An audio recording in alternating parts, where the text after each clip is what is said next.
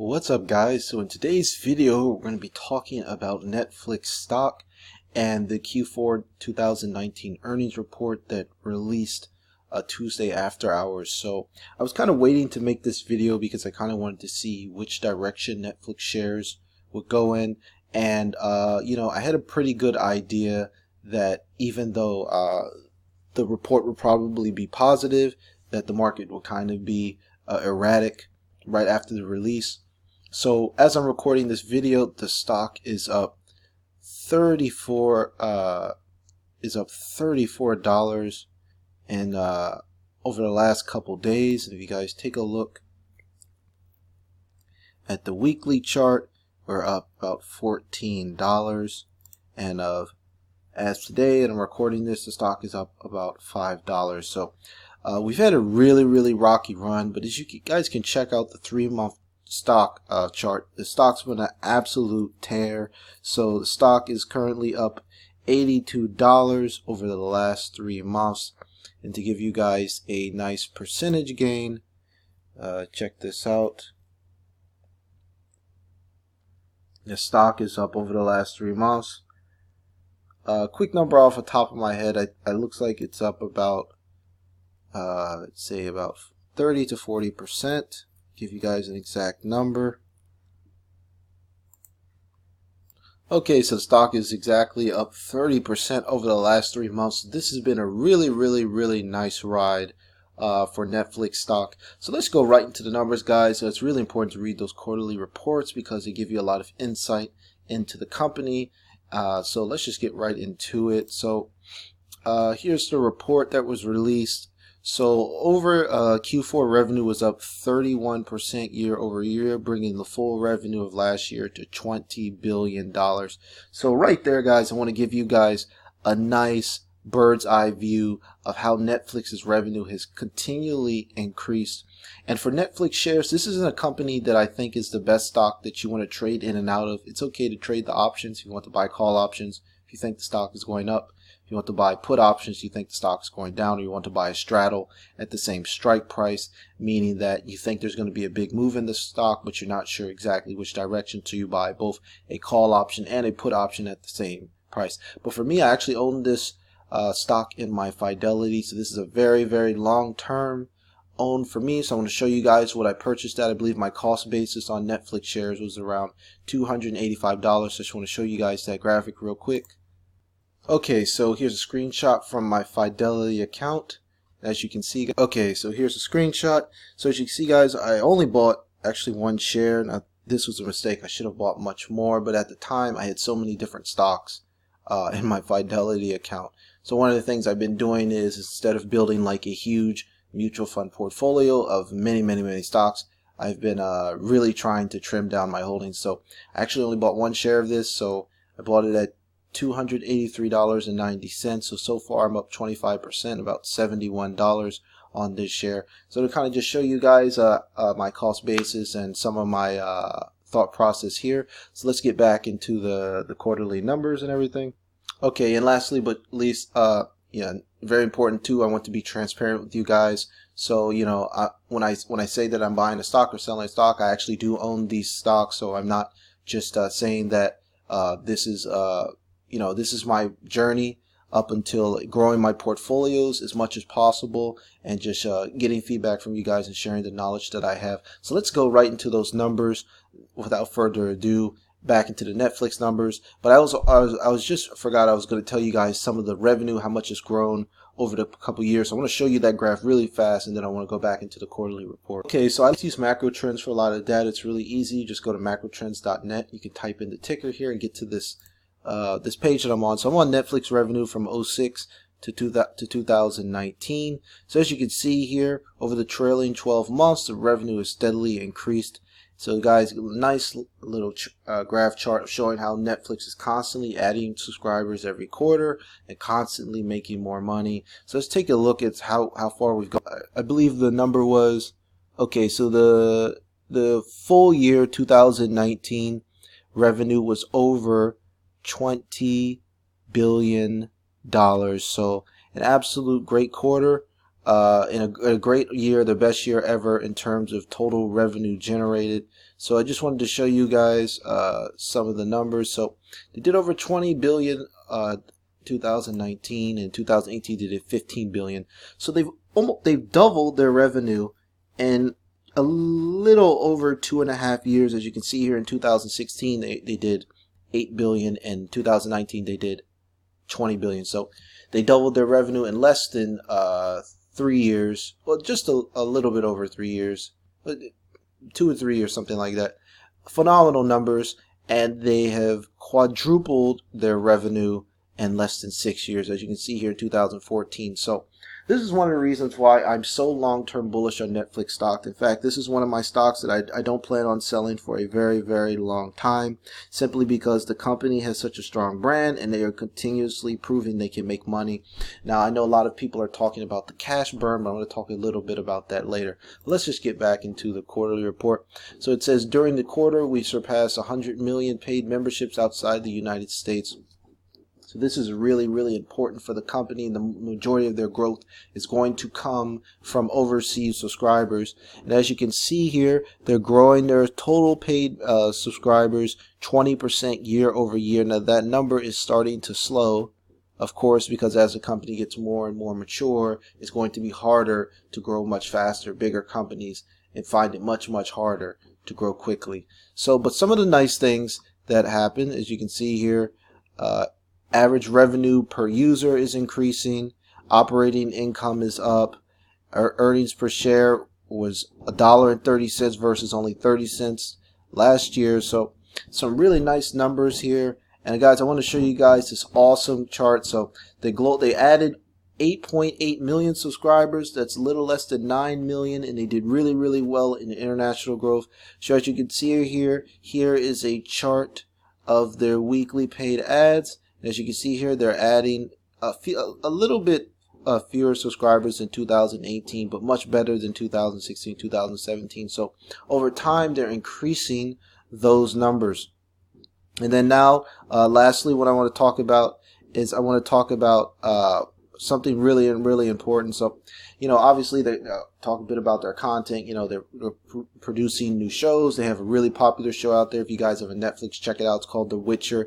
This show is insane. This is like it's binge watching on steroids. A lot of good content there. A lot of very raunchy content as well. So definitely would drive a lot of eyeballs to that. And they released a lot of films. They did really, really well at the Golden Globe Awards. So overall, they released their first animated series, Claws, last year. So Netflix, the reason why I like owning Netflix stock is because the company is always evolving. They're not stagnant, and they're always figuring out new ways to drive more value. So next thing I want to show you guys is really interesting part where they talk about the competition. So everyone is so scared. Well, Disney Plus, Apple TV Plus, Comcast is coming out with something, HBO Max. Will these companies take subscribers? So yes, Disney Plus and Apple TV did debut in Q4, and the company still added 8.8 million subscribers. As you can see here, as in Q4, despite the big debut of Disney Plus and Apple TV Plus, our viewing per subscription grew globally in the US over a year-over-year basis. So what people need to realize is that, guys, ignore the noise out there. Netflix was the best stock over the past 10 years from 2010 to 2019. This company has a strong brand, and one of the nice things I like about Netflix is that any smart TV you have, it's already going to have Netflix installed. In fact, most of these smart TV remotes, they actually have a Netflix button on the remote. So the brand is there. These companies, a lot of them are late to the party. Netflix has over 160 million subscribers. Let me get the exact number. They have 167 million paid subscribers. That's 167 people or households or whatever number you want to call it. That's a strong vote there. And these services won't hurt Netflix. Netflix is its own behemoth. It's its own beast. They spend so much money on content, and they really do a great job of evolving. These other companies are so much more limited in terms of scope. For instance, Disney Plus, the majority of their content is targeted towards kids. They don't have a wide variety of content like Netflix, which Netflix has content for adult audiences, comedies, foreign languages, all different types of foreign languages, Spanish, French movies, Chinese movies. The content is much more diversified and much greater in scope.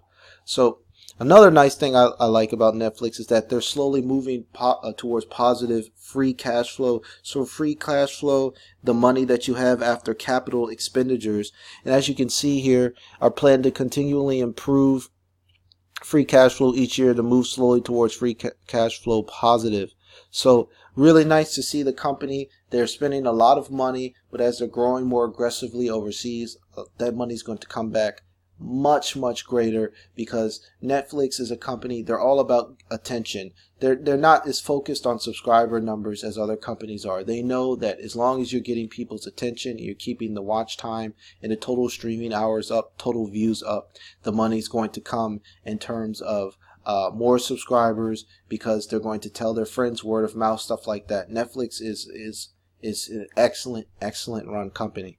So we look down to some of these number breakdowns. As you can see here, it's got the total paid additions. So didn't do as well. Only added about 600,000 subscribers.